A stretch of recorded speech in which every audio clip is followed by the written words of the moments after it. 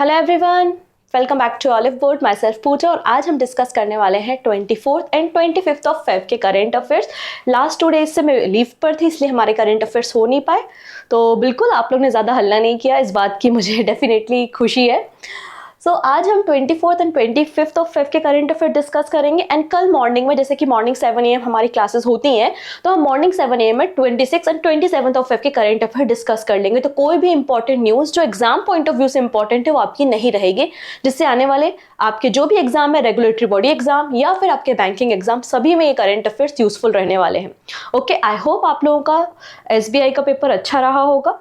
जो भी आपका फीडबैक है अबाउट द जनरल अवेयरनेस, तो आप बिल्कुल मुझे टेलीग्राम पे मैसेज कर सकते हैं। कुछ स्टूडेंट के मैसेज आए भी हैं और रिमेनिंग स्टूडेंट भी मुझे मैसेज कर सकते हैं। ओके, अब बात करते हैं आज के क्लास के करंट अफेयर्स की PDF। सो PDF आपको टेलीग्राम से मिल जाएगी। टेलीग्राम की लिंक डिस्क्रिप्शन में है, या सिंपली सर्च कीजिएगा current affairs with Pooja ma'am, तो भी आप मेरे टेलीग्राम तक पहुंच जाएंगे और वहां से आप इजिली PDF को डाउनलोड करके नोट्स बना सकते हैं। ओके, सो स्टार्ट करते हैं आज का सेशन। सबसे पहले हम 24th ऑफ फेब के इंपॉर्टेंट डे पे बात करेंगे, ठीक है। सो 24th ऑफ फेब को हमने सेलिब्रेट किया था central excise day. Every year 24th of Feb को हम सेलिब्रेट करते हैं बिकॉज इस दिन इनैक्टमेंट हुआ था central excise and salt act of 1944 का। सो सिंस 1944 हम इस दिन को सेलिब्रेट करते हैं।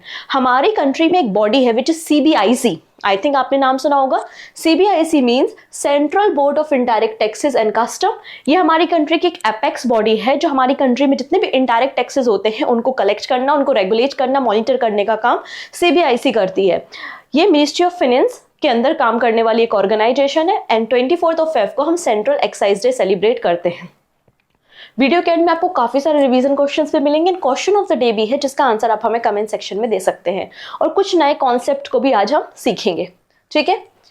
चलिए, सो पहला क्वेश्चन है, what is the name of country's longest signature stay bridge recently inaugurated by the prime minister Narendra Modi in Gujarat. So Gujarat के द्वारिका में प्राइम मिनिस्टर नरेंद्र मोदी जी गए थे और वहां पर उन्होंने सिग्नेचर ब्रिज को इनॉग्रेट किया है, जिसका नया नाम क्या है? सुदर्शन सेतु।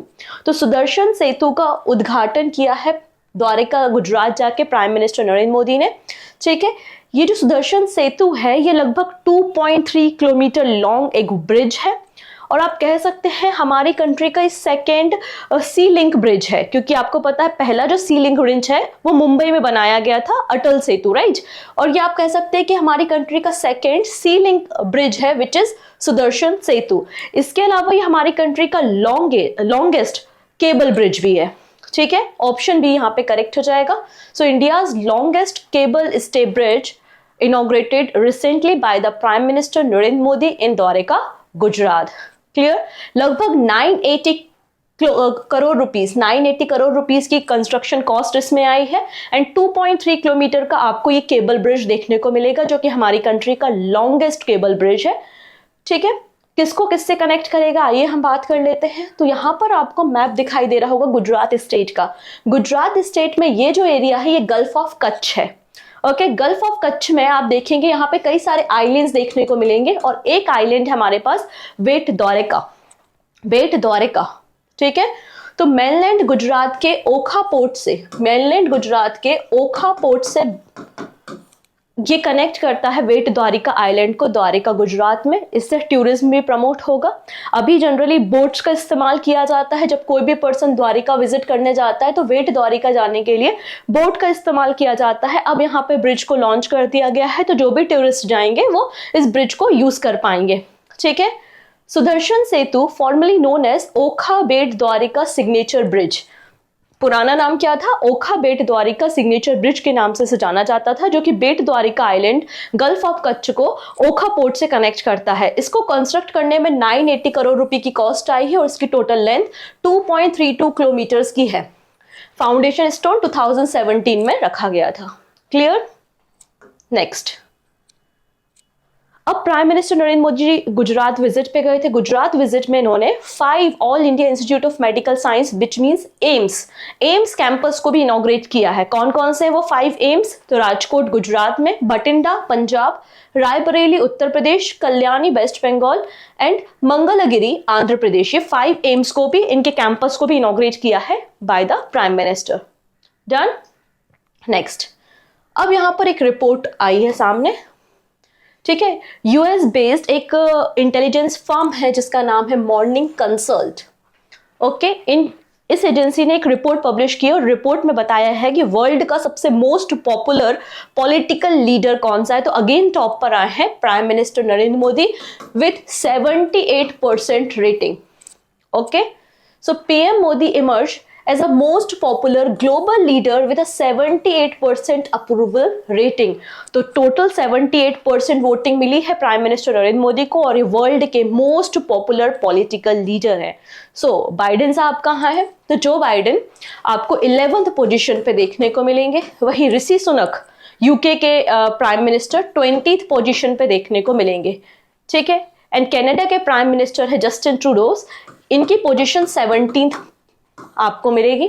सेकेंड नंबर पे कौन है? तो सेकेंड नंबर पे आप देख सकते हैं ये है मेक्सिको के प्रेसिडेंट, इनकी रेटिंग है 68%। तो मेक्सिको के प्रेसिडेंट जिनका नाम है एंड्रियस मैनुअल लोपेज, इनको 68% वोटिंग के साथ ये सेकंड पोजीशन पे आपको देखने को मिल जाएंगे। सो हमको सेकंड थर्ड से कोई लेना देना नहीं है, हमको पता होना चाहिए कि इंडिया में या फिर कौन सा पॉलिटिकल लीडर सबसे ज्यादा रेटिंग वाला है। तो आंसर है prime minister Narendra Modi. Rating कितनी है? 78% है। किस एजेंसी ने इस रिपोर्ट को रिलीज किया है? सो आंसर इज मॉर्निंग कंसल्ट, ठीक है, ओके। अब नेक्स्ट कहानी को समझने से पहले, नेक्स्ट न्यूज को समझने से पहले कहानी को भी समझना पड़ेगा। सो सबसे फर्स्ट थिंग ये है कि एमएसपी अलग कॉन्सेप्ट है। एमएसपी आपको पता है ना, मिनिमम सपोर्ट प्राइस होता है। लगभग 22-23 क्रॉप्स पे government every year MSP decide करती है, मतलब इससे कम कॉस्ट पे फार्मर से खरीदा नहीं जाएगा, प्रक्योर नहीं किया जाएगा क्रॉप्स को, वो आपकी एमएसपी है। एंड शुगर केन के लिए भी एमएसपी डिसाइड होती है। इसके अलावा शुगर केन के लिए एक और वर्ड इस्तेमाल किया जाता है विच इज एफआरपी, ठीक है। So what is the FRP? FRP क्यों डिसाइड की जाती है, कैसे डिसाइड की जाती है, कितने दिनों का टाइम होता है किसी भी इंडस्ट्री के पास फार्मर्स को पेमेंट करने के लिए, कितना इंटरेस्ट रेट लगता है, एटसेट्रा। तो सब कुछ यहाँ पर हम डिस्कस करने वाले हैं। तो आइए हम बात करते हैं अबाउट द एफआरपी, ठीक है। सो एफआरपी का फुल फॉर्म होता है fair and remunerative price. FRP है तो 24-25 अपकमिंग या जो हमारा ये फाइनेंशियल ईयर है 24-25 के लिए शुगर केन का एफआरपी डिसाइड किया गया है। जैसे कि मैं एक फार्मर हूं और मेरा शुगर केन या गन्ने का फार्म है, तो मैं जब शुगर केन को लेके किसी फैक्ट्री के पास जाऊंगी और फैक्ट्री वाला क्या करता है, शुगर प्रोड्यूस करता है शुगर केन से। तो फार्मर ने अपने शुगर केन शुगर फैक्ट्री मिल या फिर मिल के जो ओनर है उनको दिए। तो मिल का ओनर शुगर केन का जो फार्मर है उसको पैसा तो देगा। तो पैसा ऐसा नहीं कि कुछ भी है, तो उसके लिए एक एफआरपी डिसाइड होता है कि इससे कम पैसा आप नहीं दोगे फार्मर्स को, ये मिनिमम है, इसके ऊपर ही दोगे, इससे कम तो फार्मर्स को पैसा नहीं मिलेगा। वो होता है एफआरपी। और 25 रुपीज पर क्विंटल एफआरपी 24-25 के लिए बढ़ा दिया गया है बाय द गवर्नमेंट, ठीक है। पहले जो एफआरपी था शुगर केन के लिए वो 315 रुपीज पर क्विंटल था। अब इसे 25 रुपीज से इंक्रीज कर दिया है which is 340 rupees per quintal कर दिया गया है by the sugar for the sugar season 24-25। ये एफआरपी फिक्स किया गया है by the government of India. Clear है इतनी चीजें? अब एफआरपी क्या होता है इस पे हमें थोड़ा सा डिस्कशन करना चाहिए, ठीक है। So FRP is a price declare by the government which mills are legally bound to pay to farmer for the cane procured from them। जब शुगर केन खरीदा जाता है फार्मर से तो मिल के जो मालिक है उनको इतना अमाउंट देना ही पड़ेगा। यहाँ पर मिल के जो ओनर है वो फार्मर्स के साथ एक एग्रीमेंट भी साइन कर सकते हैं कि हम आपको इंस्टॉलमेंट 2 या 3 इंस्टॉलमेंट में आपको पैसा दे देंगे। अगर इंस्टॉलमेंट या पेमेंट लेट होती है तो 15% इंटरेस्ट रेट भी होता है।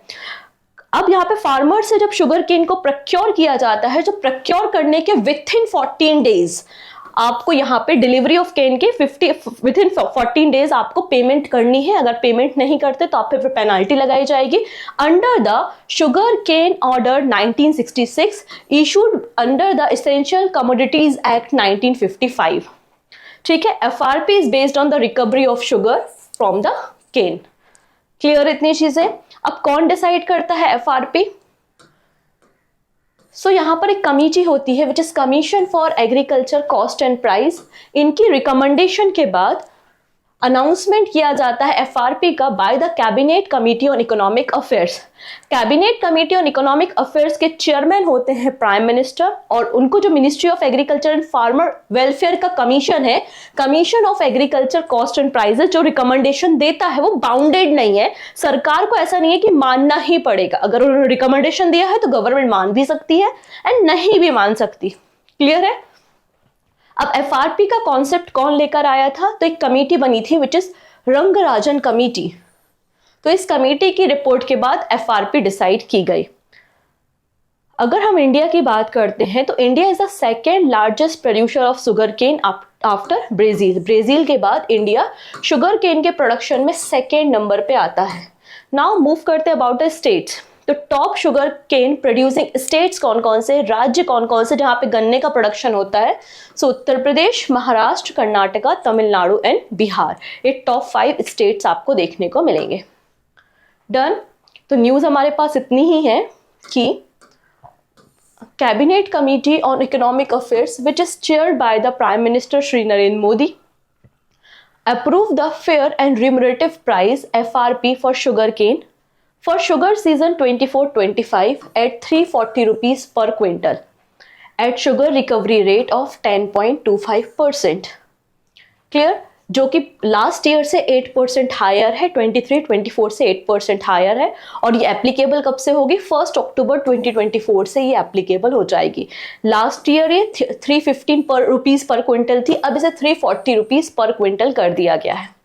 ओके, सो आपको ये डेटा थोड़ा सा माइंड में रखना है। Next, sustainable and inclusive development of natural rubber sector scheme. ये जो स्कीम है sustainable and inclusive development of natural rubber sector scheme, इस स्कीम को 2017 में इंट्रोड्यूस किया गया था। इसका एजेंडा क्या है? To promote the natural rubber industries in our country. ये इसका एजेंडा था जिसके कारण इस स्कीम को लाया गया था। ठीक है, अब जब आप किसी चीज को प्रमोट करते हो, चाहे वो नेचुरल रबर हो, जूट्स है, कॉटन है, कुछ भी इंडस्ट्री को अगर आप प्रमोट करते हो तो उसमें फाइनेंशियल इंक्लूजन, फाइनेंशियल सपोर्ट की रिक्वायरमेंट होती है। तो अंडर दिस स्कीम गवर्नमेंट ने जो फाइनेंशियल सपोर्ट है वो इंक्रीज किया है by 23%। Okay, so financial assistance for the rubber sector under the sustainable and inclusive development of natural rubber scheme has been increased by the 23%. From 476 crore rupees to 708 crore rupees for the next two financial year 24 to 25 to 25 to 26. तो यहाँ पे ये जो scheme है इसके लिए government ने 708 crore rupees रखे हैं for upcoming 2 financial year. Clear? इसके अलावा गवर्नमेंट ने अनाउंस किया है कि हम 3 नोडल रबर ट्रेनिंग इंस्टीट्यूट को भी north eastern part of our country में सेटअप करेंगे, और जो 3 ये आपके नोडल ट्रेनिंग इंस्टीट्यूट्स होंगे वो रबर बेस्ड इंडस्ट्रीज के जो वर्कर्स हैं उनको ट्रेनिंग, उनके डेवलपमेंट को प्रमोट करेंगे। क्लियर? इतनी चीजें, ये बात यहाँ पर कही गई है। तो अगर हम बात करें स्कीम के बारे में तो स्कीम फाइनेंशियल ईयर 2017-18 में लॉन्च की गई थी, which is implemented by the rubber board, a statutory body under the ministry of commerce and industry. What is the objective of this scheme? Is to improve the productivity and the quality of natural rubber production. अब बात करते हैं India में सबसे ज्यादा rubber का production कहाँ होता है। So major rubber producing state includes Kerala, Tamil Nadu, Tripura and Assam. अगर आप क्वेश्चंस का पैटर्न देखेंगे तो सेंडिंग ऑर्डर, डिसेंडिंग ऑर्डर में स्टेट्स के नाम पूछे जाते हैं, तो मिनिमम 3 स्टेट्स के नाम आप याद रखेंगे। ठीक है, केरला, तमिलनाडु, त्रिपुरा एंड असम, ये मेजर रबर प्रोड्यूसिंग स्टेट्स है हमारी कंट्री के। अब इंडिया की पोजीशन क्या है? तो इंडिया वर्ल्ड में 6th लार्जेस्ट प्रोड्यूसर है नेचुरल रबर का। ठीक है, India is currently the world 6th largest producer of natural rubber, while it also remain the second biggest consumer of the rubber material globally. First number पे China आता है consumption के मामले पे, सेकेंड नंबर पे इंडिया है। ठीक है, अब फाइनली एक डैम कंस्ट्रक्ट होके तैयार हो गया है जिससे हम रावी नदी के पानी को प्रॉपरली यूटिलाइज कर पाएंगे और उसको पाकिस्तान में मतलब जाने से रोक तो सकते नहीं है पानी को, लेकिन हाँ मिनिमम सप्लाई पाकिस्तान को दी जाएगी। इसलिए यहाँ पर एक डैम कंप्लीट हुआ है, उसके बारे में हम बात कर रहे हैं। डैम को कंप्लीशन के बारे में जानने से पहले एक छोटा सा हम यहाँ पे मैप स्टडी करते हैं। सो यहाँ पर ये एरिया है पंजाब। सो पंजाब मतलब 5 रिवर्स का द्वाब एरिया पंजाब कहलाता है। 5 नदियां इंडस की ट्रिब्यूटरीज कौन कौन होती हैं? इंडस की tributary Jhelum, Chenab, Vyas, Ravi and Sutlej. ठीक है, तो इंडस रिवर ये है। इंडस रिवर जाती है पाकिस्तान में, पाकिस्तान जाके अरेबियन सी में मिल जाती है। और रावी नदी भी अगर आप देखेंगे तो हिमाचल प्रदेश से रावी नदी जाती है और फिर इंडस से जाके मिलके अरेबियन सी में पहुंच जाती है। यही कहानी होती है। तो अभी हम रावी रिवर के बारे में बात कर रहे हैं, जो हिमाचल प्रदेश से ओरिजिनेट हो रही है यहां से। ठीक है, ये है Ravi river. Okay, Ravi river पे आपको कुछ और डैम्स देखने को मिलते हैं, जैसे कि थीन डैम। थीन डैम का नाम है Raja Ranjit Singh dam, which is also situated in the Ravi river, जिसका यूज हम हाइड्रो इलेक्ट्रिसिटी के लिए करते हैं। पानी से बिजली पैदा करने में हम रणजीत सिंह डैम या फिर थीन डैम का इस्तेमाल करते हैं, which is situated on the Ravi river. तो जो आपका रंजीत सागर डैम है, रंजीत सागर डैम का ही आपका जो वाटर रिलीज हो रहा है, उसके आगे ही उसके डाउन स्ट्रीम पे एक और डैम कंप्लीट हुआ है, which is Shahpur Kandi barrage, Shahpur Kandi dam project. It is situated at Jammu Kashmir and Punjab border area. ठीक है, the completion of Shahpur Kandi barrage situated at the Punjab Jammu and Kashmir border has effectively halted the flow of water from the river Ravi to Pakistan. अब ये जो पानी है इसका use hydro electricity में करेंगे। इसके अलावा पंजाब एंड जम्मू के एरिया में इरिगेशन पर्पस के लिए इस वाटर का इस्तेमाल किया जाएगा। क्लियर हो गया इतनी चीजें? Done. The main purpose behind the construction of this dam is power generation and irrigation, मतलब सिंचाई, in Punjab and Jammu and Kashmir state. It is constructed by the Irrigation Department of Government of Punjab. Punjab government, Punjab सरकार के सिंचाई विभाग ने इसको तैयार किया है। Total capacity of the project is 206 megawatt. ठीक है, तो रिवर रावी एक ट्रांस बाउंड्री रिवर है between India and Pakistan. It is originated in the western Himalaya in the Multan tehsil of the Kangra district of Himachal Pradesh. तो कांगड़ा डिस्ट्रिक्ट ऑफ हिमाचल प्रदेश से ओरिजिनेट होती है रिवर रावी। इसके अलावा 1960 में जब पंडित जवाहरलाल नेहरू जी थे, उनके समय पे एक इंडस वाटर ट्रिटी भी साइन की गई थी, और according to the Indus water treaty Ravi, Beas and Sutlej river का पानी इंडिया इस्तेमाल करता है। ठीक है, तो इंडिया इस पे डैम कंस्ट्रक्ट कर सकता है। ठीक है, नेक्स्ट। अब यहाँ पे हमारा मिनिस्ट्री ऑफ एजुकेशन बड़े ही मोड पे है, एकदम एक के बाद एक। जब से न्यू एजुकेशन पॉलिसी आई, कुछ ना कुछ अनाउंसमेंट करता ही रहता है। तो यहाँ पर वापस से कुछ अनाउंसमेंट की गई है by the ministry of education.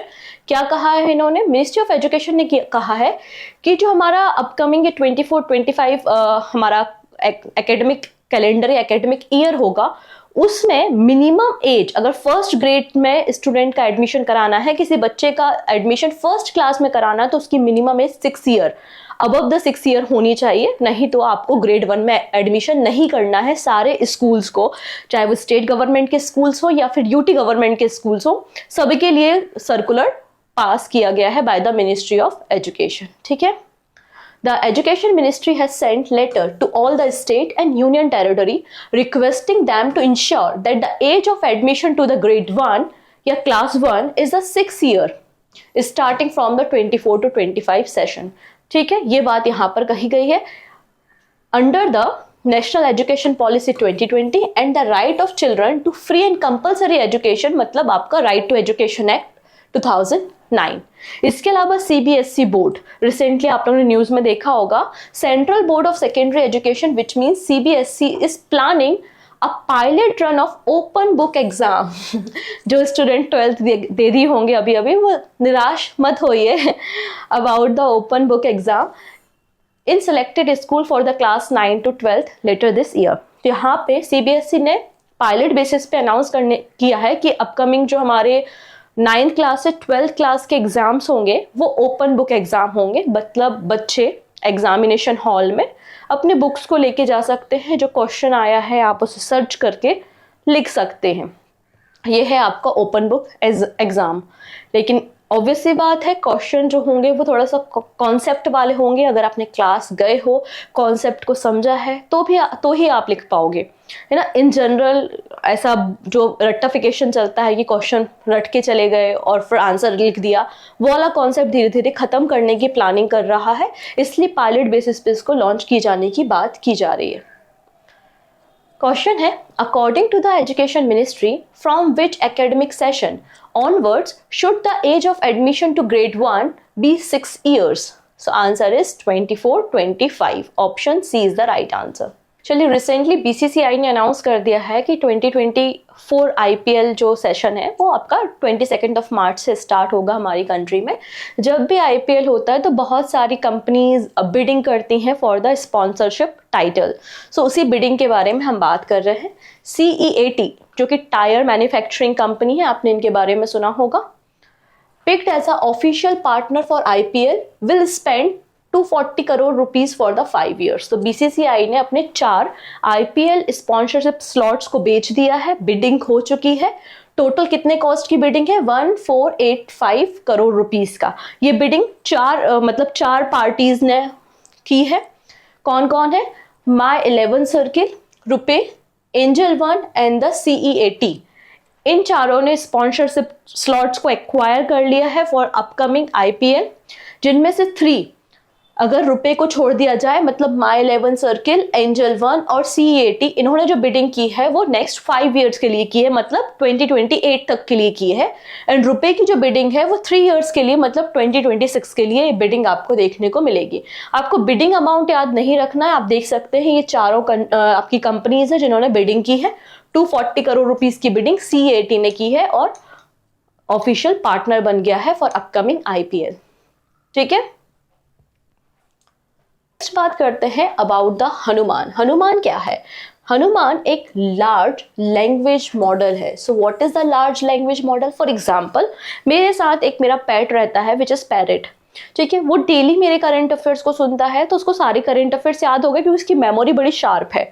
ठीक है, उसकी मेमोरी एकदम शार्प है, तो वो डेली करंट अफेयर्स मेरा सुन रहा है, डेली मेरी भाषा को समझ रहा है और उसने सारी चीजें अपने दिमाग में रिकॉर्ड कर ली। और फिर एक दिन एक ओलंपियाड हुआ और मैं अपने पैरेट को ले गई। मैं तो भूल गई थी लेकिन पैरेट को याद था क्योंकि उसका दिमाग बहुत तेज है। ठीक है, तो जो भी ओलंपियाड में क्वेश्चन आ रहे थे मैंने उससे पूछे, उसने आंसर किया और सारा मामला सेट हो गया। क्यों ना मैं अपने पैरेट को अलग अलग लैंग्वेज में ट्रेन कर दूं, लगभग 20 लैंग्वेजेस में मैं इसको ट्रेन कर दूं। क्लियर है, जिसमें वो अपनी स्पीच को जनरेट कर पा रहा है, टेक्स्ट को जनरेट कर पा रहा है और जो भी मैं बोल रही हूँ वो सारी चीजें उसने स्टोर भी कर ली हैं। तो इस तरीके का जो मॉडल है, क्योंकि वो पैरेट बहुत इंटेलिजेंट है और मल्टीपल लैंग्वेज में वो काम कर पा रहा है क्योंकि उसको ट्रेनिंग वैसी मिली है, उसने वैसी चीजें सीखी हैं। ठीक है, तो हम क्या कहेंगे कि मेरा जो पैरेट है वो एक लार्ज मल्टी मॉडल लैंग्वेज पे काम करता है और उसकी इंटेलिजेंस लेवल बहुत हाई है। तो वैसे ही यहाँ पे भारत जीपीटी ने भी अपना एक मॉडल तैयार किया है which is large language model, जिसका नाम है हनुमान। जैसे कि मेटा ने लैम्डा लॉन्च किया था, वैसे ही भारत जीपीटी ने हनुमान को लॉन्च किया है। सो हनुमान एक मल्टी मॉडल AI टूल है which can generate text, speech, video in different Indian language. तो फिलहाल इसे डिजाइन किया गया है for 11 Indian language like Hindi, Tamil, Marathi and further इसको 20 इंडियन लैंग्वेज में एक्सपांड किया जाएगा। ठीक है, इतनी चीजें। तो ये है आपका हनुमान, जो कि एक आर्टिफिशियल इंटेलिजेंस मॉडल है जो अलग अलग लैंग्वेजेस में काम करके आपके लिए डेटा को जनरेट करने में कैपेबल है। In the collaboration with the Bharat GPT ecosystem lead by the IIT Bombay, Sita Mahalakshmi health care has introduce Hanuman. ठीक है, हनुमान अ suit of Indic large language model trained across 22 Indian language। ठीक है, it has been designed to work in a 4 fields। कौन कौन सी 4 field में फिलहाल हनुमान काम करेगा? So answer is health care, governance, financial service and education. Clear है, इसको बैक सपोर्ट है department of science and technology and Reliance Jio का। Bharat GPT ecosystem is a search consortium led by the IIT Bombay and 7 other IITs। So ये है हनुमान, जो एक AI model है जो तैयार किया गया है by the Bharat GPT. Done. अब बात करते हैं कुछ डिफेंस के न्यूज पे। ठीक है। जब कोल्ड वॉर एरा था और मतलब 1992 की बात है, जब रशिया यूएसएसआर हुआ करता था, उस समय वो इस तरीके के वेपन्स को इस्तेमाल किया करता था और इसको वापस से इसने मॉडर्नाइज किया है विद न्यूक्लियर मिसाइल्स। तो इसी का नया वर्जन लॉन्च हुआ है विच इज टुपोलेव Tu-160M। ठीक है, तो रिसेंटली रशियन प्रेसिडेंट ने एक नया modernise version Tupolev Tu-160M nuclear capable bomber का लॉन्च किया है। ये बेसिकली एक बॉम्बर है, ठीक है, और बहुत फास्ट फ्लाइंग मतलब सुपरसोनिक स्पीड पे काम करता है और लगभग अगर आप देखेंगे तो 2200 किलोमीटर ये पर आवर में ट्रेवल करके, और जो बॉम्बर्स है, मिसाइल्स को जो कैरी कर रहा है, न्यूक्लियर बॉम्ब्स को जो कैरी कर रहा है, वो टारगेट को हिट करने में कैपेबल हो जाता है। ठीक है, it is design to hit target in the remote areas with nuclear and conventional weapons. इसे व्हाइट स्वॉन भी कहा जाता है बाय रशियंस, एंड इसका एक कोड नेम भी है जिसका नाम है black jacks by the NATO member. Clear, तो ये रशिया का एक बॉम्बर है जिसे रिसेंटली टेस्ट किया गया है। जैसा कि मैंने कहा 22,000 किलोमीटर पर आवर की स्पीड इसकी मैक्सिमम है और 16,000 मीटर की हाइट पे ये फ्लाई कर सकता है। ठीक है, ये 12 क्रूज मिसाइल्स को और या फिर 12 शॉर्ट रेंज न्यूक्लियर मिसाइल्स को कैरी करने में कैपेबल है। अब दो एक्सरसाइज के बारे में बात कर रहे हैं। पहली है एक्सरसाइज दोस्ती। अब ये जो दोस्ती एक्सरसाइज है, हालांकि अब दोस्ती थोड़ी सी गड़बड़ हो गई है मालदीव्स के साथ, पर ठीक है। सो इंडिया एंड श्रीलंका की कोस्टल गार्ड, ठीक है, so India and Sri Lanka coast guard ship reach the Maldives recently to taken a part in the trilateral coast guard exercise Dosti 16। दोस्ती 16 क्यों कहा है? क्योंकि ये 16th नंबर का एडिशन है। तो दोस्ती exercise India, Sri Lanka and Maldives के कोस्ट गार्ड के बीच में होती है। तो 3 कंट्रीज यहाँ पे पार्टिसिपेट करती हैं। ठीक है, ये बाइनियल एक्सरसाइज है, मतलब एवरी 2 ईयर्स में वंस आपको एक्सरसाइज देखने को मिलेगी। फर्स्ट इसको 1991 में इंट्रोड्यूस किया गया था और पहले ये एक्सरसाइज केवल इंडियन कोस्टल गार्ड और मालदीव्स के कोस्टल गार्ड के बीच में होती थी। बाद में 2012 में श्रीलंका ने भी इसे ज्वाइन किया। सो अभी जो एक्सरसाइज दोस्ती है वो श्रीलंका, मालदीव और इंडिया के बीच में होती है एंड आपका ये 16th नंबर का एडिशन देखने को मिलेगा। अब यहाँ पर एक और ऑब्जर्वर कंट्री इस साल पार्टिसिपेट कर रही है और ऑब्जर्वर कंट्री है हमारी बांग्लादेश। ये भी हमारा बेचारा पड़ोसी है, ठीक है, बांग्लादेश। अब इंडिया ने सेंड किया है ICGS सम्राट, ICGS Abhinav and ICG Dornier for this exercise. ठीक है, next exercise Dharma guardian. Exercise Dharma guardian India and Japan के बीच में होने वाली एक आर्मी एक्सरसाइज है और इस साल ये 5th एडिशन है। ठीक है, तो 5th edition of joint military exercise Dharma guardian between the Indian army and Japanese army conducted at Mahajan field firing range in Rajasthan. तो इंडिया इसे होस्ट कर रहा है, राजस्थान में कंडक्ट की जा रही है। 25 फेब से 9 मार्च तक एक्सरसाइज चलनी है और राजपुताना राइफल इंडिया की तरफ से पार्टिसिपेट कर रहा है। ठीक है, तो धर्म गार्जियन एक्सरसाइज इंडिया और जापान की आर्मी के बीच में होती है। नेक्स्ट, अब हमारी इंडियन नेवी की पावर को और स्ट्रॉन्ग करने के लिए और स्ट्रेंथ अप करने के लिए 200 ब्रह्मोस मिसाइल का कॉन्ट्रैक्ट दिया गया है। ठीक है, आइए हम बात करते हैं इसके बारे में। So cabinet approve 19,000 crore rupees mega Indian navy deal. तो recently cabinet committee on security ने अप्रूवल दिया है और हम 200 ब्रह्मोस मिसाइल को प्रोक्योर करेंगे जिनकी टोटल कॉस्ट 19,000 करोड़ रुपीस की होगी। जो ब्रह्मोस मिसाइल है एक सुपरसोनिक मिसाइल है जिसकी स्पीड आप देखेंगे 2.8 मैक है, which is 3 times the speed of sound. BrahMos missile या ब्रह्मोस एरोस्पेस एक ज्वाइंट वेंचर है इंडिया और रशिया का। ठीक है, जो कि एक सुपरसोनिक मिसाइल्स को तैयार करता है और ये सुपरसोनिक मिसाइल सबमरीन या फिर आपके एयरक्राफ्ट एंड लैंड प्लेटफॉर्म से इनको इजीली आप लॉन्च कर सकते हैं। BrahMos aerospace headed by the Atul Rane is also working towards achieving the $5 billion export target set by the Prime Minister Narendra Modi by the 2025। क्योंकि मैंने आपको बताया था कि गवर्नमेंट ऑफ इंडिया का टारगेट है कि हमें डिफेंस सेक्टर में जो एक्सपोर्ट है वो $5 बिलियन करना है बाय 2025। उसी सेक्टर में हम काम कर रहे हैं और पहला जो कंट्री है जिसने हमें मेगा ऑर्डर दिया था फिलीपींस, विच इज $375 मिलियन का ऑर्डर था और हम भी बिल्कुल तैयार हैं अब एक्सपोर्ट करने के लिए अपनी ब्रह्मोस मिसाइल। तो ब्रह्मोस इंडिया और रशिया का एक ज्वाइंट वेंचर है। ठीक है, नेक्स्ट है Uttar Pradesh to set a first turtle conservation reserve. तो forest department of Uttar Pradesh with the collaboration of turtle survival alliance foundation India, इन दोनों ने इनिशिएटिव लिया है और एक कंजर्वेशन रिजर्व टर्टल के लिए तैयार किया जा रहा है उत्तर प्रदेश में। ये उत्तर प्रदेश का पहला टर्टल कंजर्वेशन रिजर्व है जो कि आपको देखने को मिलेगा लगभग 2 किलोमीटर, आपको 2 kilometre along Sarju river. Sarju river it is a tributary of the Ghaggar river in the Gonda district.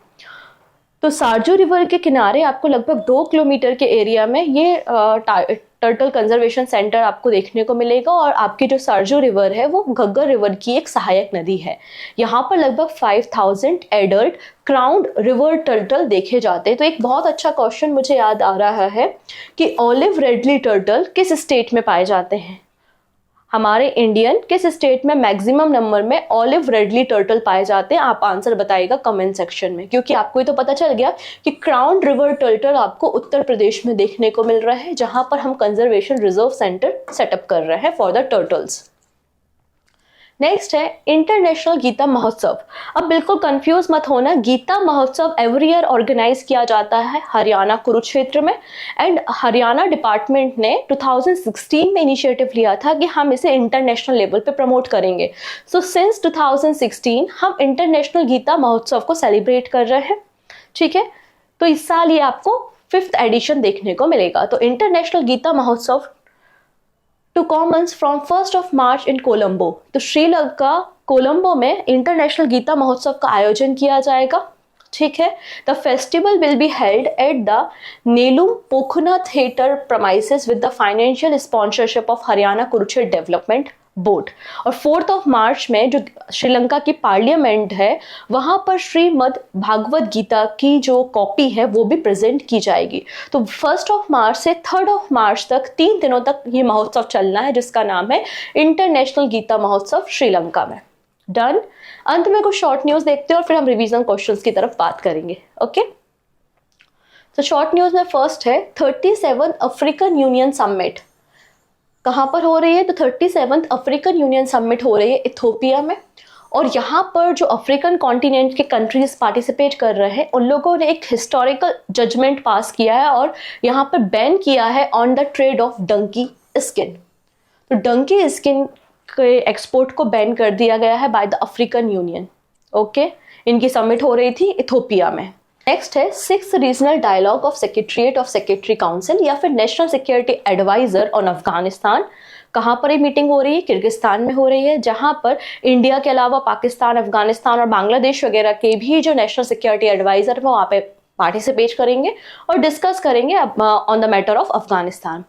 Next है IRCTC मतलब Indian railway catering and tourism corporation ने रिसेंटली पार्टनरशिप की है स्विगी के साथ for supply and delivery of pre order meals through IRCTC E catering portal. तो Swiggy अब यहाँ पे डिलीवरी करेगा फॉर IRCTC, ठीक है। नेक्स्ट है अभी हमने रिसेंटली 647 नंबर की बर्थ एनिवर्सरी सेलिब्रेट की थी रविदास जी की। तो प्राइम मिनिस्टर नरेंद्र मोदी जी ने एक वाराणसी में स्टैच्यू अनवील किया है संत रविदास का, और संत रविदास जी का रिलेशन हमारे भक्ति आंदोलन या भक्ति मूवमेंट से रहा है। अब ग्रीस के प्रेसिडेंट आए हुए थे, ऑब्वियस सी बात है, तो कुछ ना कुछ तो हमारे बीच में एग्रीमेंट हुआ होगा। So India and Greece have agreed to double their bilateral trade by the year 2030। तो दोनों कंट्रीज आपस की जो ट्रेडिंग है उसको डबल करेंगी बाय द 2030। नेक्स्ट है farmer Maharashtra chief minister Manohar Joshi passed away recently in Mumbai. तो मनोहर जोशी जो कि फॉर्मर चीफ मिनिस्टर रहे हैं महाराष्ट्र के 1995 से 1999 के बीच में, इन्होंने चीफ मिनिस्टर की तरह काम किया है महाराष्ट्र में। ही पास्ड अवे रिसेंटली। ओके, तो ये कुछ इंपॉर्टेंट न्यूज़ थी जो आज हमने डिस्कस की। रिमेनिंग बातें कल मॉर्निंग 7 AM हम बिल्कुल डेफिनेटली डिस्कस करेंगे।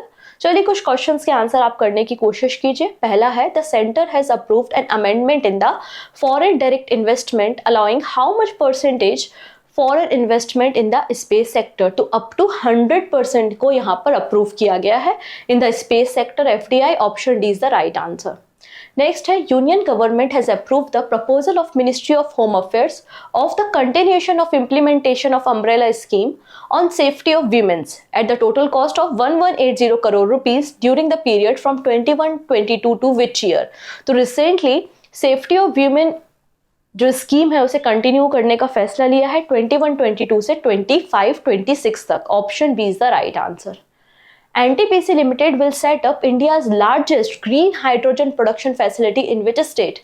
तो NTPC भारत की सबसे बड़ी ग्रीन हाइड्रोजन प्रोडक्शन फैसिलिटी को सेटअप कर रहा है कहां पर? आंसर हो जाएगा ऑप्शन डी, आंध्र प्रदेश में। ठीक है, यहाँ पे एक लैंड लीज एग्रीमेंट साइन किया गया है Andhra Pradesh industrial infrastructure corporation और एनटीपीसी के बीच में, और दोनों मिलकर सेटअप करने जा रहे हैं इंडिया का largest green hydrogen production facility. Basically production facility को तैयार करेगा एनटीपीसी, और यहाँ पे जो लैंड लीज पे दिया गया है लगभग 1200 एकड़ का लैंड है जो कि आंध्र प्रदेश में लीज पे दिया गया है विशाखापट्टनम में एनटीपीसी को by the Andhra Pradesh industrial infrastructure corporation. जब ये प्लांट सेटअप हो जाएगा तो इसकी टोटल कैपेसिटी हो जाएगी 1200 ton per day green hydrogen को प्रोड्यूस करना। क्लियर है इतनी चीजें? डन। और अगेन ये भी नेशनल ग्रीन हाइड्रोजन मिशन के अंदर ही काम कर रहा है, और नेशनल ग्रीन हाइड्रोजन मिशन को यूनियन कैबिनेट ने अप्रूव किया था 4 जनवरी 2023 को, जिसका टोटल बजट था 90,744 करोड़ रुपीस। कुछ दिन पहले भी मैंने नेशनल ग्रीन हाइड्रोजन मिशन के बारे में आपको डिस्कस किया था। तो मतलब आप ये समझ पा रहे होंगे कि ये मिशन बार बार न्यूज में आ रहा है, तो हमारे लिए इंपॉर्टेंट हो जाता है। आने वाले पेपर में आपसे इस मिशन के बारे में पूछा जा सकता है। ठीक है, तो थोड़ा सा आप ध्यान रखेंगे। नेक्स्ट है Morgan Stanley project India GDP growth for FY25 to how much percent? So answer हो जाएगा 6.5% यहाँ पर एस्टिमेट की गई है। ठीक है। Which state has recently partnered with the World Bank to set up blended finance facility? So answer is Goa state. Goa and world bank के बीच में ये पार्टनरशिप आपको देखने को मिलेगी। Which cricketer has become the fastest batter to notch 10,000 run in T20 cricket? So answer is Babar Azam. Next, which of the following has signed an MOU with the Indian Aerospace for integration of futuristic weapon and sensor for the LCA Tejas aircraft? तो तेजस aircraft के लिए Indian air force ने किसके साथ MOU sign किया है? Answer है ADA, मतलब aeronautical development agency. Option C बिल्कुल करेक्ट है। Next, recently merchant led digital payment provider M-Swipe Technologies has been granted a payment aggregator license by the RBI. So payment aggregator license provide किया जाता है under which section of Payment and Settlement System Act 2007? तो किस section के अंदर payment aggregator का licence RBI provide करती है? सो आंसर इज सेक्शन 7। 2007 का एक्ट है और सेक्शन 7 में आपको ये लाइसेंस के बारे में बात मिलेगी। नेक्स्ट है काली टाइगर रिजर्व रिसेंटली न्यूज में है, तो ये आपका स्टैटिक क्वेश्चन है कि काली टाइगर रिजर्व कहां पर है, किस स्टेट में है? सो आंसर इज कर्नाटका। तो रिसेंटली हो क्या रहा है कि 40 स्पॉटेड डियर को रिलोकेट किया जा रहा है फ्रॉम द मैसूर जू टू काली टाइगर रिजर्व। ठीक है, इसलिए न्यूज में है। What is the approved FRP for sugarcane for the sugar season 24-25 with a sugar recovery rate of 10.25% is 340 rupees per quintal? ठीक है, this is the question of the day. What was the India's ranking in the global cyber crime report for 2023? India की ranking आपको बतानी है। इसके अलावा मैंने एक क्वेश्चन पूछा था स्टैटिक का कि ऑलिव रेडली टर्टल के लिए कौन सा नेशनल पार्क या कौन सा स्टेट जाना जाता है, उसका आंसर भी आप हमें कमेंट सेक्शन में देंगे। बाकी सारी बातें आने वाली वीडियो में हम डिस्कस करते हैं। So take care and bye bye.